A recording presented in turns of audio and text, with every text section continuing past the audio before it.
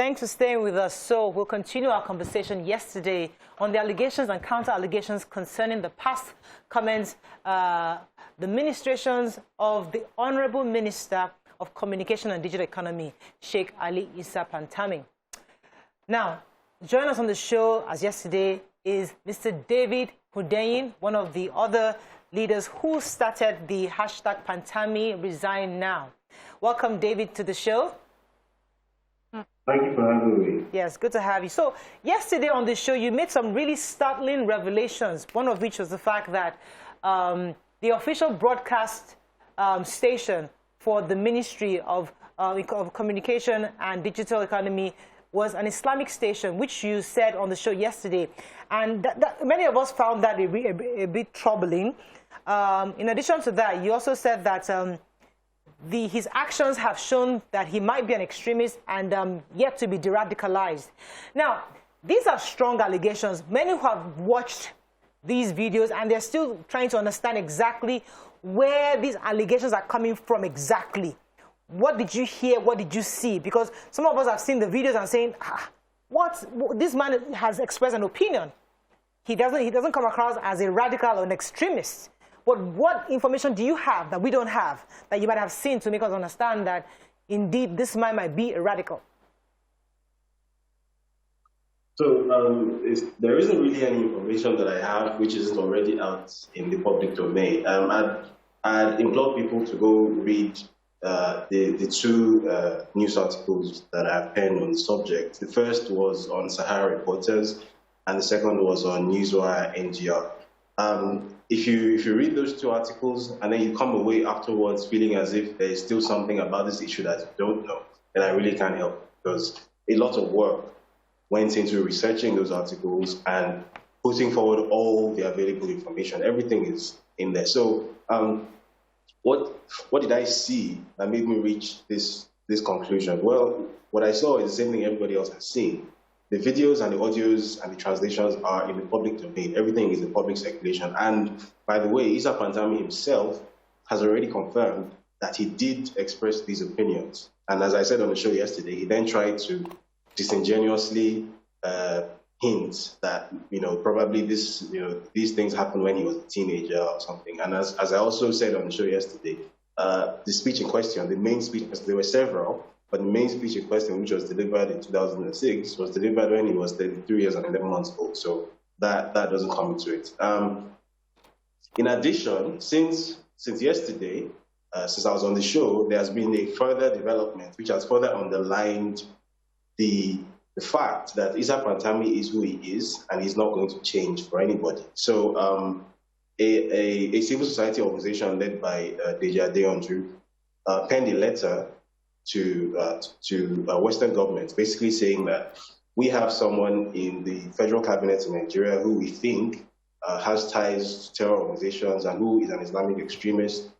And basically, for purposes of national security, both on our end and on yours, we don't think that this person should be allowed to travel freely. And we wish to officially register the fact of our discomfort with this person. Now, a Facebook page that is dedicated to promoting Islam, a Nigerian Facebook page, then took up Deji's photo, put a red X mark on it, and declared that Deji is an enemy of Islam, right? Now, Issa Pantami himself, with his verified Facebook accounts, then proceeded to make a comment on the post in Hausa, and the comment translated to, "May God curse his blessings." Right? And then he probably didn't expect that this post was going to go viral, that people were going to see it because it was made in Hausa on an obscure Facebook page.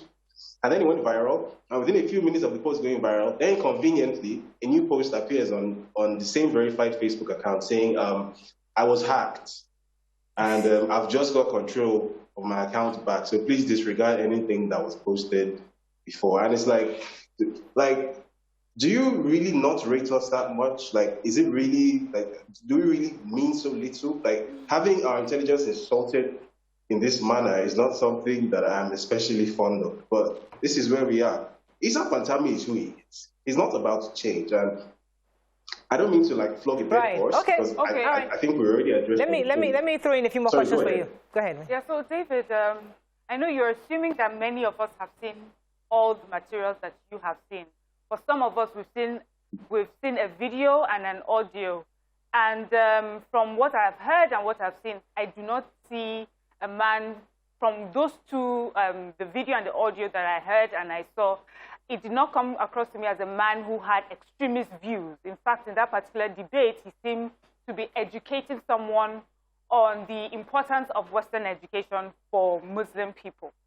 So I don't know if you could specifically give us, because not everyone has seen the Sahara reports and all that you're saying, just to educate us better. What exactly did you see? What were the words that were said? What were the words that were used to tell that this man is an extremist? So that we're not arguing from just hearsay. Do you understand? Did you get Mariam's question, though? Yes, I did. Okay, please go ahead. You can respond right now. So, I'm not sure what she meant by she didn't see someone who gave off that kind of energy, because the videos that I saw, which I think everybody else should have seen at this point, they showcased Isa Pantami delivering a public lecture. This was in 2006, completely unprovoked, making statements to the effect of, we pray for the day when the images on the Naira notes will be taken off of those notes because they are forbidden by Islam.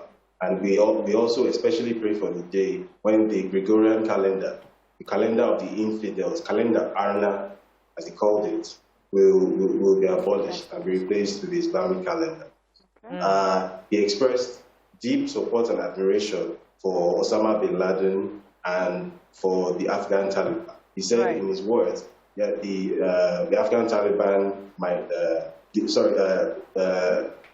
Osama bin Laden might have made some mistakes, but I consider him to be a better Muslim than myself. And then he said the US, who is our adversary, the infidels, especially the US, which is our adversary, are always looking for how to tarnish the good image of the Taliban in the eyes of our Muslimin, as in the eyes of Muslims. So I'm not sure which of these comments exactly. So, sorry, David, are you saying that that's a video?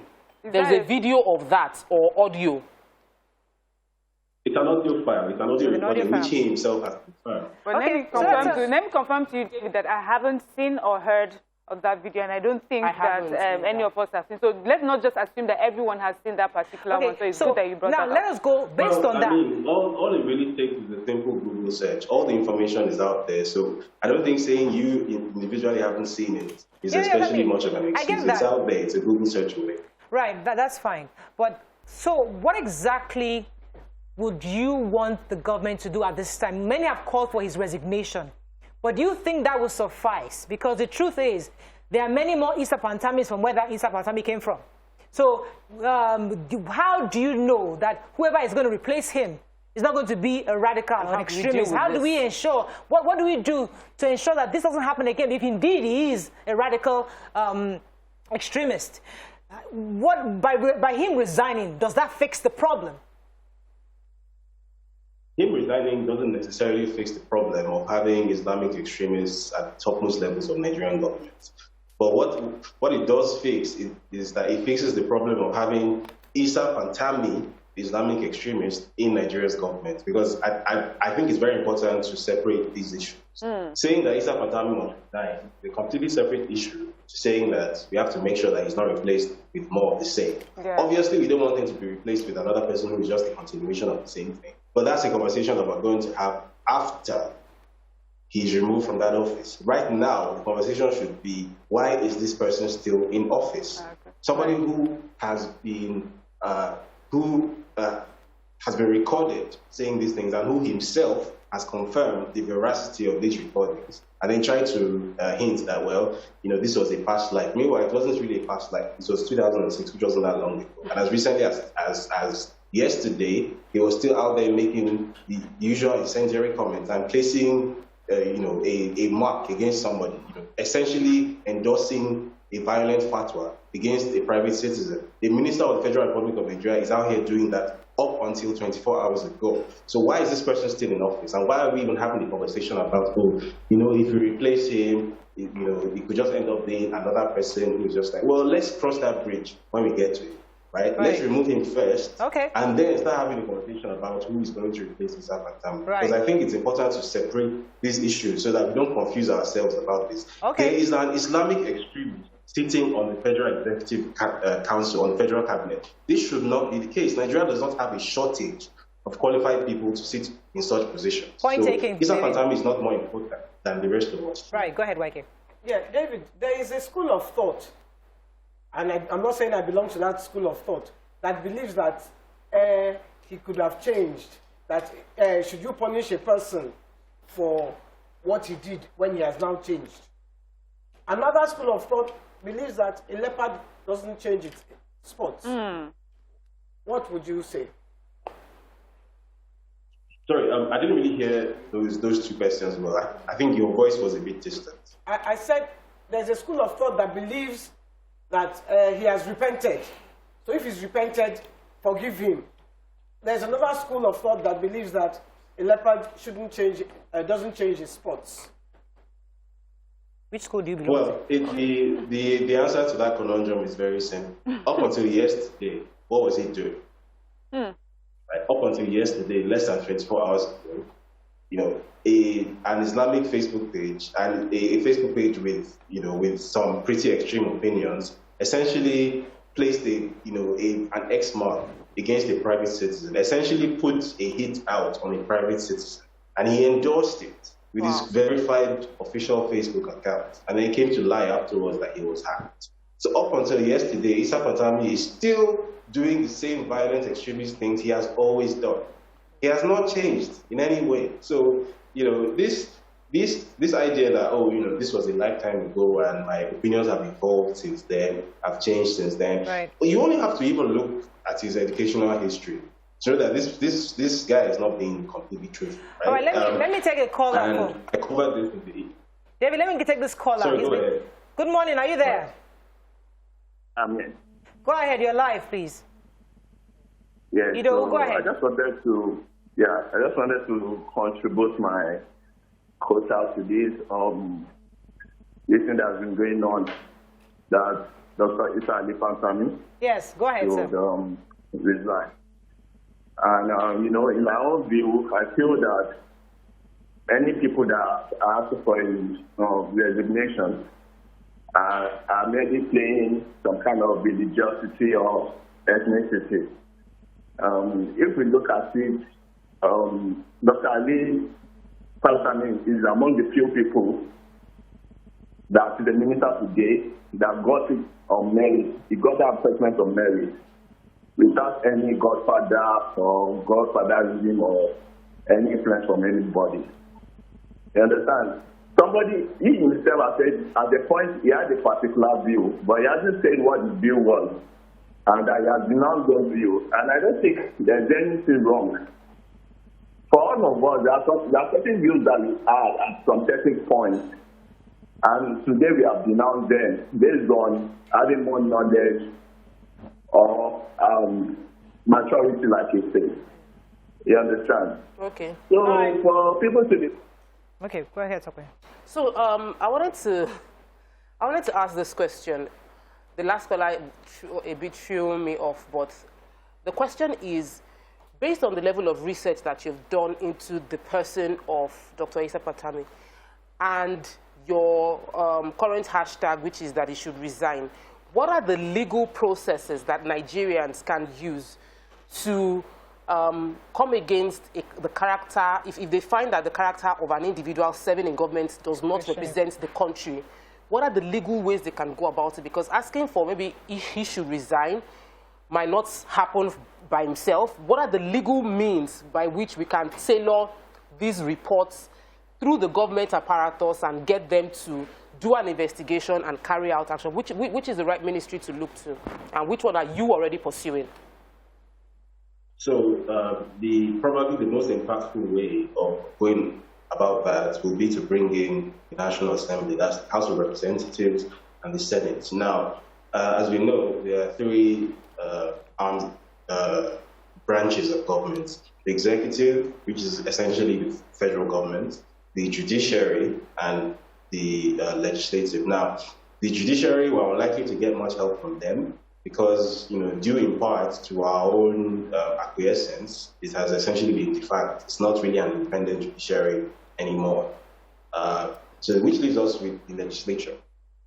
Now, people always make this comment that it's a rubber stamp, Senate, and blah, blah, blah, blah, blah. And I always beg to disagree, because the truth is that given enough public pressure, regardless of whatever motivations the senators or the representatives sitting in the National Assembly have, they will have to listen to their constituents. And if enough Nigerians put enough pressure on our representatives sitting in both houses to demand that Issa Pantami and or presidency appears before them to give an account of the situation, then it will happen. Eventually, it has to happen, right? Even if the executive is determined to push through its own agenda and to disrespect the principle of separation of powers, the Nigerian constitution still exists, right? And the executive can only disrespect it up to a point, right? If the National Assembly receives enough pressure, it will have to issue a summons to the relevant parties to appear before it. And then if that doesn't happen, then that becomes a political issue within both houses of assembly, that the executive is directly disobeying an order to appear before it by the legislature, which the constitution gives the legislature power to do. You will notice I didn't use the word president. I said presidency, because I'm not especially convinced that the president himself is even aware of the situation at all. I think the amount of information which is even allowed to get to him is heavily managed. So when I say presidency, I'm referring to the institution around the president, which includes the vice president, the attorney general, all the people who have a significant amount of power, the administration. These people must be compelled by the National Assembly to at least speak on this issue, because up till now, as we're talking, the federal government is yet to issue even an official comment on this issue, which is more than a week old. Let me take this call from. Completely out of character. Let me take this call from Akin. Akin's been holding for a while. Akin, are you there? Akin, you're live. Go ahead, please.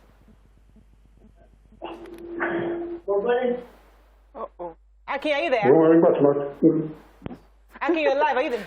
I didn't hear you. Okay, he's out. Okay. All right. Mariam, go ahead, please. Yeah, so for me, anyone that, present day and age, anybody that says publicly and openly that they have any admiration for the personality of Osama bin Laden, that person clearly should not be appointed into office where he's, in the Nigerian government, knowing where we stand concerning terrorism and also what Osama bin Laden represented.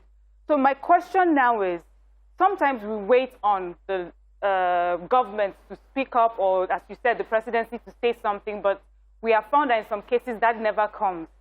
In other climes, you see people do like petitions and things like that. So for me, the question is for those of us now, for Nigerians now watching this and on ground, what are the things that an individual can start doing towards pushing for a response from the legislative arm of the legislature or the executive and the judiciary? What can we start doing one-on-one right now from our desk in our homes, watching TV? Right. I'll refer to an example from 2019 to explain what we can do. I think it was September or October 2019. It was looking as if the so-called social media bill was going to be pushed through after getting through second reading in the House. People came together on social media. Someone created a tool that allowed Nigerians to send emails to their representatives at the touch of a button, emails with a template body, right? And that was a very effective campaign. I don't think in the history of Nigeria since 1999, there had ever been a time when senators and representatives were so bombarded by their constituents. Because we always have to remember that people in Abuja, in the National Assembly, often think of themselves as rulers or as leaders, as against representatives, which is what they are, right? So they are not really used to the idea of being held to something by their constituents, forced to take certain actions by their constituents. So when it does happen, it is very impactful, right? And it happened with the social media bill when they were so bombarded with thousands, if not tens of thousands of emails by their constituents. Then all of them came around and realized that, you know, we really cannot pass this bill. This bill is politically toxic for us. If we pass this bill, our constituents are going to vote us out. Our constituents are going to be angry with us. We can't go back to our village if we pass this bill. Right, so something similar needs to be done now. There needs to be a grassroots, if you like, guerrilla information campaign, right? People need to start contacting their senators and their reps. Their phone numbers and their emails are on public record. Right? So this information is not too difficult to access. For those who are interested, I will be tweeting several resources from which you can access such information from my Twitter handle at the day, later on the day. So that's just one of the ways that you can put pressure on your representatives to get them to take certain action. And then as well, obviously there's a social media campaign which is ongoing, and you know, and then perhaps most important, people who have these conversations offline, right, one-on-one, people should resist the temptation to just let it be gist, right, to just let it be office water cooler talk. People should consult the available resources, right, the well-researched articles and information which are available in public domain, and use them to use those and refer to these things when having this. All right, let me pause you for a second. One thing I've noticed about these conversations in Nigeria is that. Let me pause you for a second, David. I have a call I've been holding for a while. Yakub, are you there? Thanks for calling. Good morning, Morayo. Good morning. Go ahead, please. Good morning, and then good morning to you all. Miriam, good morning. Morning. Morayo, this is a very, very, very dangerous and very delicate information getting from your guest. You see, Morayo, if you say Pantami should resign, I think before the man become a minister in this country, the DSS have already done the diligence over him. How come the DSS, the security agencies, does not know this? And then Miriam asked your guest a very valid question there, which he does not provide answer to. We were Miriam's age. How come she does not saw that video that he was referring to? Even you, Morayo, you have never saw the video. I'm not sure that Sister Yeni saw it, rather than Tope saw the video. Even me speaking here, I did not saw the video. So how come it is only them that are calling for his head or his resignation that saw the video? And then the man was now replying you that the information is on the social media. So Morayo, to me, if somebody says that somebody is extremism or something, so give us the valid evidence to show that it is really extremist person. So if you're not calling him that he should resign, and then Morayo, please do something for us. Pantami as a person, because this very particular show is watched all over the world. Call him to the studio or put call to him. Let's hear from his own part, so that we cannot be able to follow these people that he should resign or whatever. So that's it. Good morning. Right. God bless you. Thank you very much, Jago. So we are definitely in touch with the Honourable Minister, Mr. Pantami. He definitely will be with us in maybe tomorrow or so. We're not sure yet, but we are in touch with him and he will be on the show shortly. But I'd like to go back to what Nigerians usually ask when things like this happen. David, are you there? Can you hear me clearly?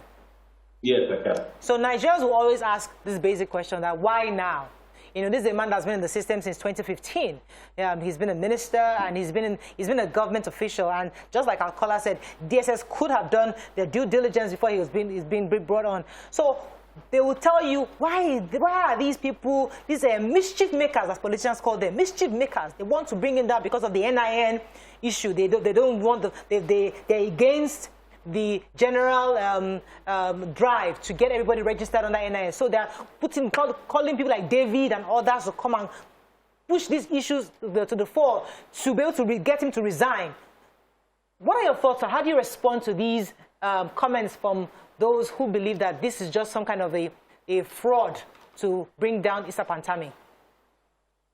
Well, that school of thought is a very asinine opinion to hold for two very simple reasons. The first reason is that if somebody has links to terrorism and this person has been in government since 2015 and this has just entered the news cycle in 2021, so do you then say, well, because the DSS didn't do anything about it in 2015 or in 2019, so therefore there's some sort of statute of limitations, so he can't be tried for what happened in the past or something. We can't make reference to it anymore. The Ojoro has cancelled or something. Is that what we're saying? That doesn't make any sense. Whether it happened if he's been in government since 2000 and this just came into the public domain in 2021, it makes no difference. It still happened and it still needs to be addressed. He's still an unsuitable person for being in government. Secondly, and more importantly, with regard to the NIN issue, this comes to the heart of the matter of why there is so much concern about somebody like this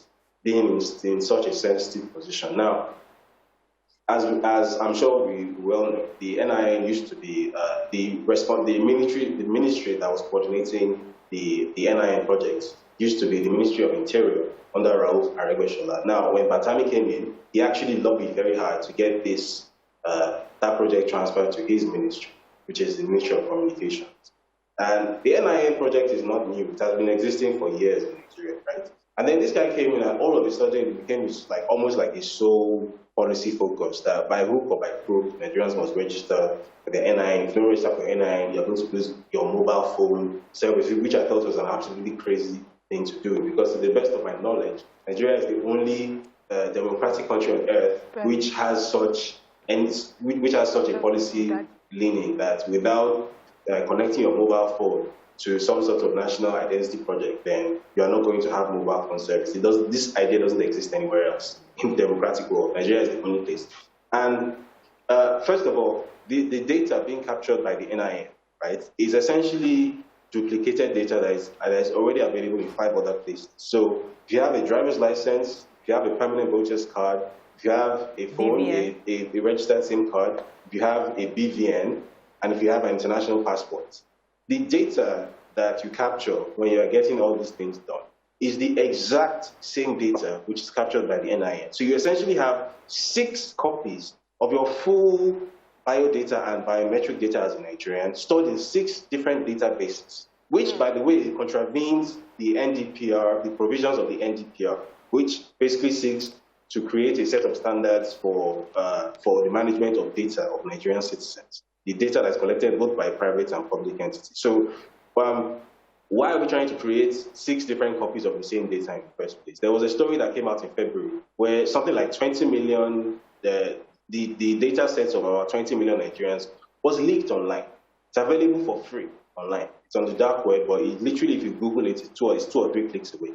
Millions of Nigerians have had their data exposed because this data is not being stored in a secure manner. It's being stored in plain text format on unsecured servers, right? So we already have a huge data security problem in Nigeria, right? And now you want to duplicate the existing data even further. To what end? Why? Why is Issa Pantami so interested in this NIN project? What does he stand to gain? All right, let me pause you. Let me pause you, David. Let me pause you for a second. I have Anita been holding from Jos, and I'll come to you. Anita, are you there? Anita, you're live. Go ahead, please. Good morning, Anita. Morning, Anita. Welcome to the show. Welcome to the show, Anita. I believe that the man should be investigated. Yes. Thank you. He should be investigated. Man should be investigated. Because, first of all, he has come out to say that what he did then was because he was young, actually. But if he has said that, then he should be investigated. Yes, he said he did that as a result of his youthful exuberance. Thank you, Anita. Sorry for the do you fear any reprisal attacks? David. So was that question directed at me? Yeah, Yes. it was. You would have to explain what you mean by reprisal attacks.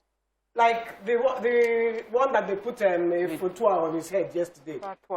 Fatwa. Yeah. Mm-hmm. Yes.